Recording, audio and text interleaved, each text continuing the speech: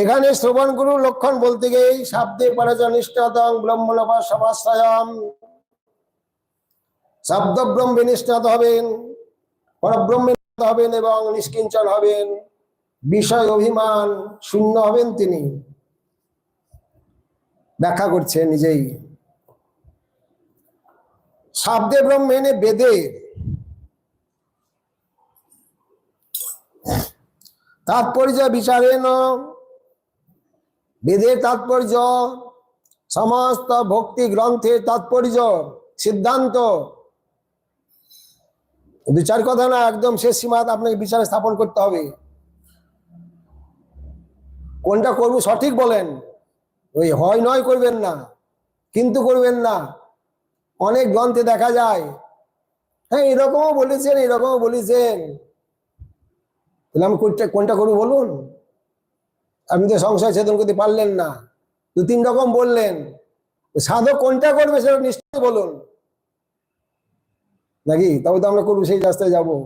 আপনি নিজেই হ্যাঁ না করলেন, তাহলে শ্রোতা কি করবেন? সঠিক একটা রাস্তা দেখিয়ে দেন,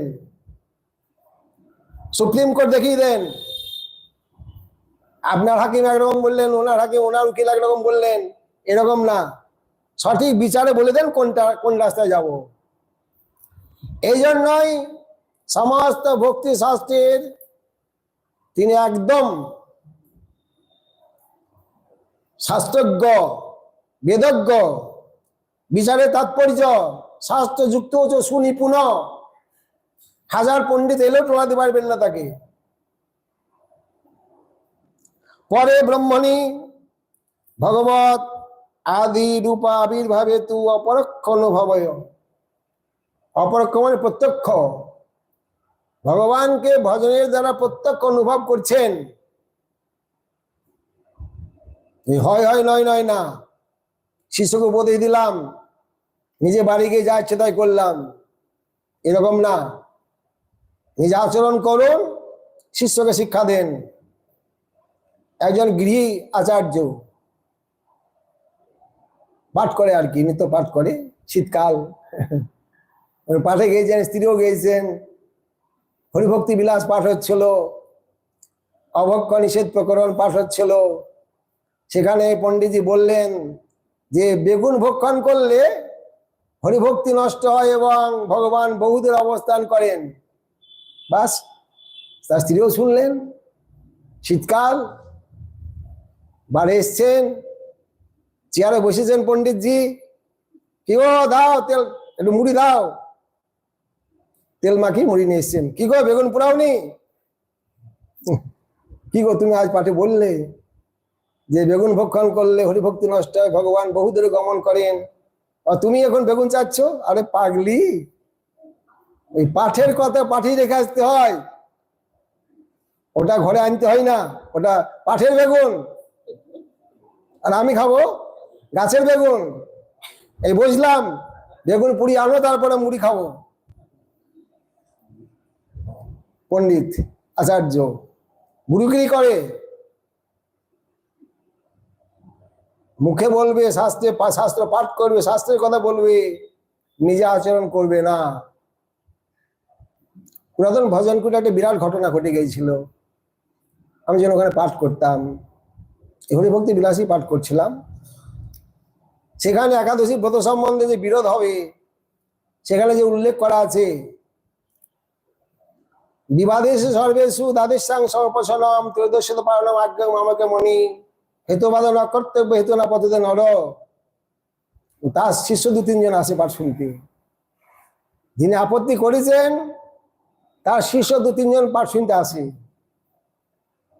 আর পাঠ শুনে গিয়ে পরের দিন গুরুদেব গিয়ে বলেছেন, গুরুদেব এই যে কালকে পাঠে শুনলাম এরকম একাদশী বিরোধ হলে পরের দিন করতে হবে, পঞ্জিকার বিরোধ, জ্যোতিষ শাস্ত্রের বিচারে বিরোধ, সেখানে পরের দিন করতে হবে। উনি বলে গুরুবাক্য বলবান, গুরুদেব যা বলছেন সেটা করো। আমাকে সেটা শিষ্যরা বললেন, আমি পরের দিন গ্রন্থটা নিয়ে একদম হরিভক্তি বিলাস নিয়ে তার কাছে হাজির হলাম। আচার্যপাদ, আমি কালকে এইটা পাঠ করছিলাম, আমাদের সনাতন গোস্বামীপাদ টিকাতে এই সিদ্ধান্ত দিলেন,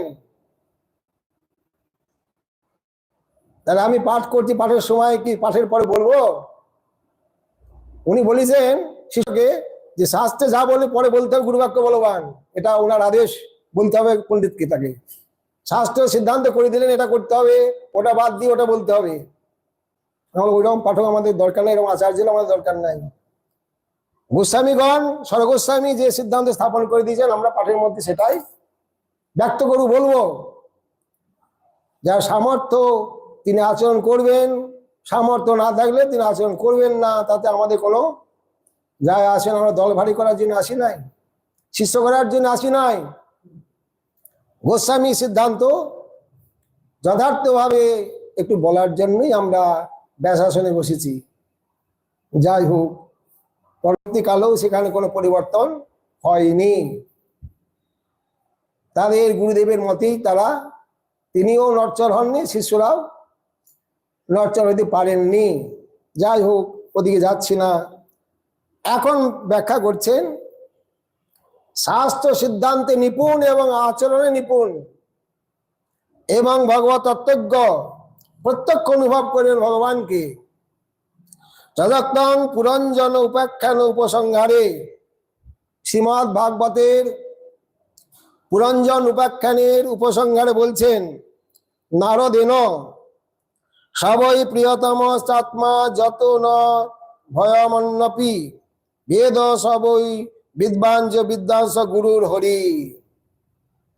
তিনি শাস্ত্রজ্ঞ পণ্ডিত, আচরণকারী, তিনি গুরু। পরিষ্কার, তিনি গুরু হবেন।